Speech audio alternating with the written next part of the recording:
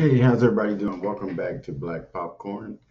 Today, I just want to kind of talk to you guys about our soon-to-be Democratic representative nominee on the presidential ticket, Kamala Harris. She will be taking over for Joe Biden. He's not going to make it to November as a candidate. Hopefully, he can pull it on in as president, or else he'll have to relinquish his duties to her, and she'll be our first female president. It'd be kind of interesting. But the reason I popped in is because I have a short video I'd like to share with you guys. I'd like you guys to have a look at how and the interviewer, I don't know the young lady's name, for the grill. Oh my God, she does such a good job with Kamala, but the problem is Kamala just sits there and lies. She's asking her questions. It's a black media, and she's asking her questions about black people, and Kamala is sitting there including everybody in the conversation, and what we need, what they need, and that kind of thing. So I'm gonna share this short video with you. Have a look at it, and do realize that your eyes are not playing tricks on you. It is the Democrats, and we are being hauled in again for our vote. And no one said anything about what they need to win so bad. They want to save the country. They want to save democracy, or they need to save us, because we need to put ourselves in front of what they're putting in front of us. Whatever it is, our lives are more important than that.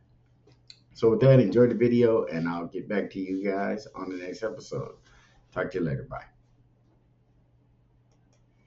One of the questions that the black community has is, Senator Harris, if you were elected president, what would be your agenda for the black community? Right. We know that black Americans are arrested at higher rates for marijuana. Right. We're denied mortgages when we loans exactly for mortgages. Right. There's a wealth disparity. So how do you help the black community from That's the right. White House? That's right. Well, the first step is to understand that the needs of black folks are the needs of everyone, and the needs of everyone are the needs of black folks.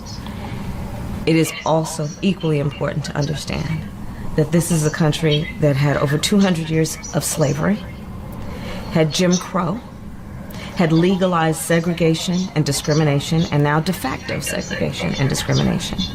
And so while our needs are like everyone else's in terms of we want our babies to be born healthy and live a happy and productive life, we care about issues of climate change, we care about issues of national security, we also know that when you look at disparities around wealth, around home ownership, around education, around who is stopped, arrested, and incarcerated in this country, there are huge disparities based on race, and that has to be dealt with. So part of my proposal, in terms of the agenda, specifically for black folks, is about what we need to do, for example, around maternal mortality. I have actually sponsored a bill and intend, as President of the United States, to make sure it is passed, around recognizing that black women are 3 to 4 times more likely to die in childbirth. And when you study the issue, you know that it is not about the education level of somebody, it is not about their socioeconomic level, it is literally about their race. Remember what happened to Serena. It is literally about racial bias in the medical health professions that cause people to not take black women seriously when they walk into the door of that hospital or that emergency room in terms of how they talk about what they need. The agenda includes HBCUs, for example. I am a proud graduate of Howard University. I know that our HBCUs have raised and helped raise generations of leaders in this country, and do it in a very special way that is about nurturing and about creating high standards and challenging young people to be their best, not giving them any excuse, but giving them all kinds of support. So we need to do more. Yeah, I'm right now working on, and actually got it out of the Senate, and the House passed it, around giving more money to HBCUs around their historic landmarks. But there's more to be done around creating incentives for more young people to go into the STEM professions through HBCUs. There is what we need to do around the point that you were raising about the economic disparities. I have a proposal that will be my first order of business when elected president, that is about lifting up middle-class working families. And what I'm proposing specifically is that families that are making $100,000 or less would get a tax credit, that they would receive it up to $500 a month.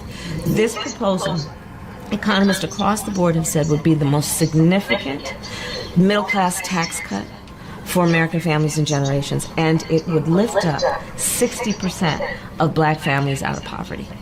So it does touch black families. Oh, absolutely. Directly. Because when you look at the proportionality of where black families are, you see it in terms of housing and home ownership.